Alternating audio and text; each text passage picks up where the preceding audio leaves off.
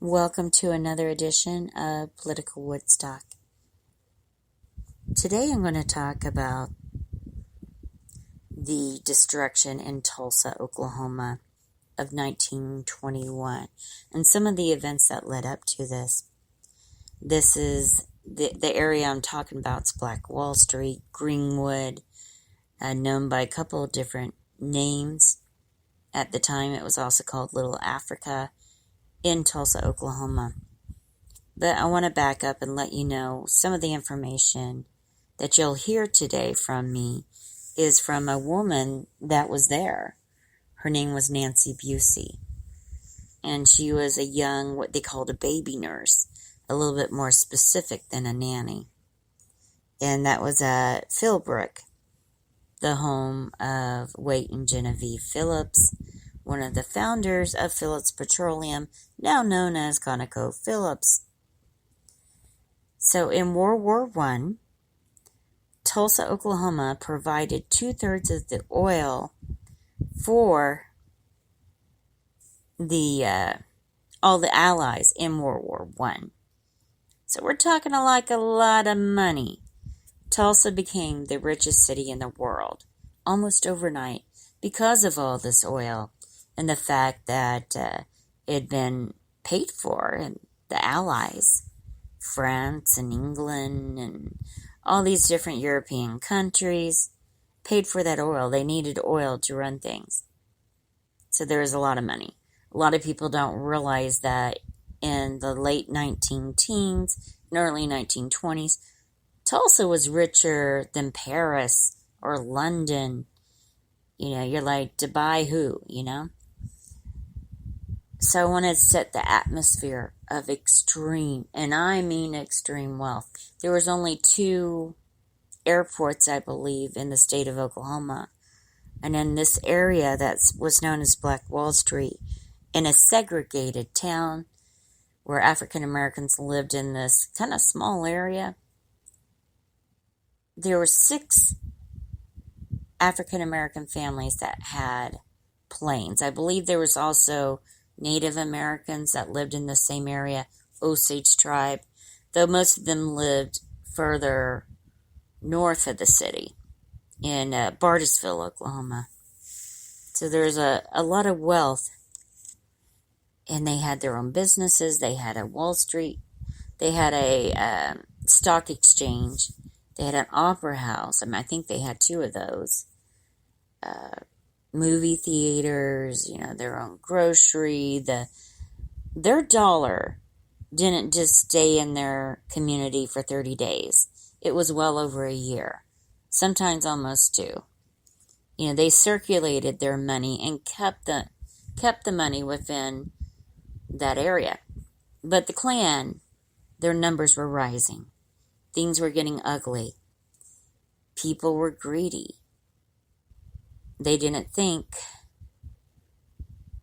that these animals, as they would state it in statements made from the massacre, deserved to have such finery. It was a different word they used. I just can't remember it. And again, most of this is coming from Mrs. Nancy Busey. She was born in Oklahoma, or actually Indian Territory, in 1905-ish. So she was a young woman when she worked as a baby nurse for the Phillips family. She also played the piano or organ for funerals, or wakes rather, in the home, where people would come and sit with the family and reminisce. And she started to tell me strange stories. I lived in the back of her home at this point. I think it was in the 90s. And I would cook for the both of us. So I would hear all these colorful stories. It was like she was holding court. Mrs. Busey. And she was an artist, too. She started telling me about playing for these wakes. The piano, the organ. And she told me about the Klan coming in. And they would be robed. I think she used the word robed up. I assume that means that the headdress was on too. and they'd walk counterclockwise around the coffin 3 times. I mean, she knew specifics, but she lived in a world where the Klan was common, where a Baptist preacher would talk about a gathering of the Clavering, the Klan, at so-and-so's house or this place. They had a meeting hall in Tulsa, and I'm sorry I don't remember the name of the meeting hall, but they would meet. So she's telling me stories like this, and how Wade Phillips was Klan. This is her telling me this. And she told me about, she called it a race riot. It actually was a massacre. A massacre. She said that she saw work trucks, and she would explain to me they had slats up the sides, and that there were bodies of the murdered in these trucks. And they would throw them into the Arkansas River. And just one after another. Like they were a piece of wood. That's how she explained it. Like they were pieces of wood.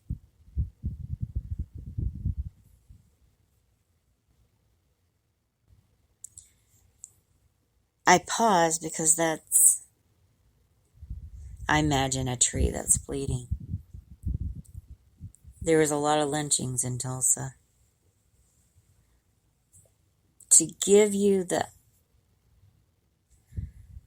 atmosphere of violence in Tulsa at this point in time, in the late teens and early 20s, there was a black gay man, and I don't know who they caught him with or what the reason was that they had. They had tied him to a tree. Or was it? Yeah, it was a tree. And whipped him so severely that they sliced, this is not safe for work, that they sliced his penis. Can you imagine? This is the level of violence, and it's brutal. It's brutal. And I'm hearing these stories from this little old lady. She was getting close to her 90s, I think it was.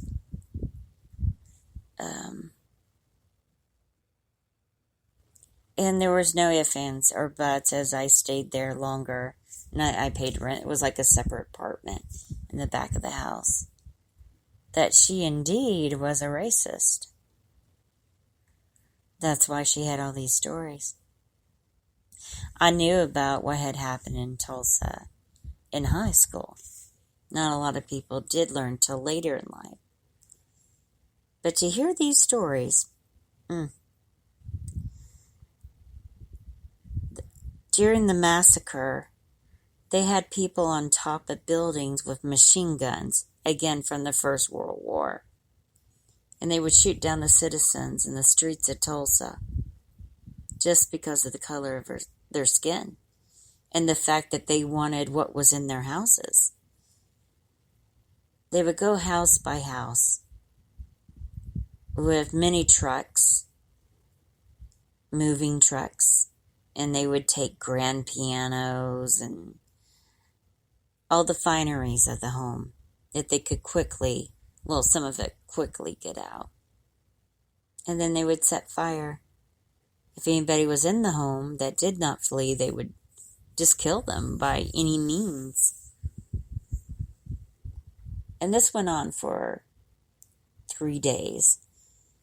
There was kerosene bombs dropped from airplanes. The buildings that were the business buildings and some of the homes would burn from the top down. Things just got darker and darker, the violence. These are things I know to be true through the tellings of Mrs. Nancy Busey. I have some pictures of her, older pictures. The Oklahoma world. some aspects have never changed. They are still fighting for reparations, which I believe should be paid, because that was a crime against humanity.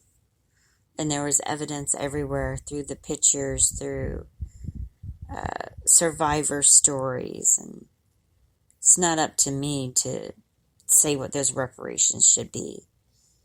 I really don't know.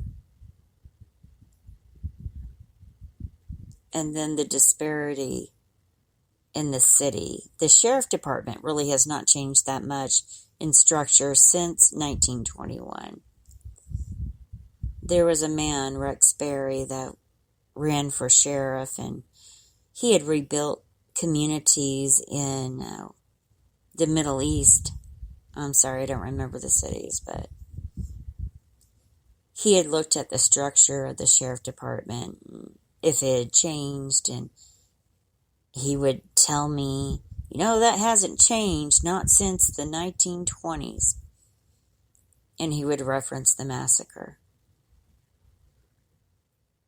It's time for things to change. I know a lot of people are upset about defunding the police, but they militarized the police or sheriff department.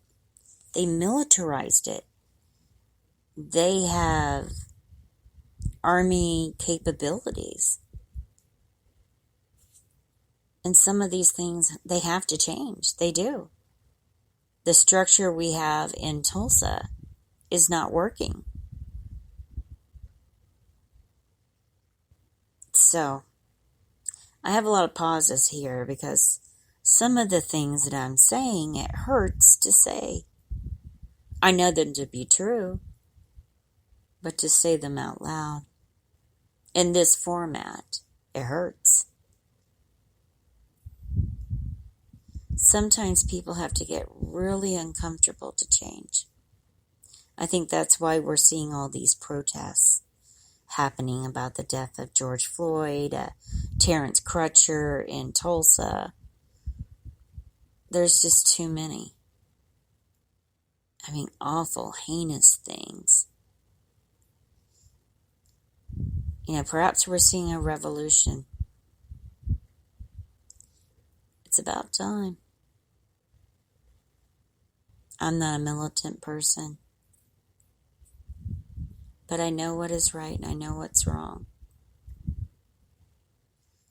And at some point, we need to heal the wound that has been festering for generations. It is time. These are the things I know about the Black Wall Street. There is a narration by a teacher, and maybe I'll put it in the comments, the name of it. Someone bought the rights to it, and you can buy it in a book form. You used to be able to get it as a PDF, but it's so well written. She talks about the high school becoming a hospital, the gym, that is, because people were coming in with grave wounds and serious ones, and I just, how people say, I just can't. I am so there. I don't know. What do you think? If you know of any resources for information about Black Wall Street, I haven't written down what Mrs. Busey had told me. But I do think about it quite often, especially in a time like this for maybe the last 9 years. I've thought about what she told me so often. So, we need to hear those voices and understand on what there have been nothing like it before or since. That destruction of wealth of life, wealth of finances, wealth of land, left a standing mark on the state of Oklahoma, on the nation. So much so that people just didn't talk about it. Well, I'm talking now, and I hope you will too. Thank you for listening to another edition of Political Woodstock. Peace, love, and politics.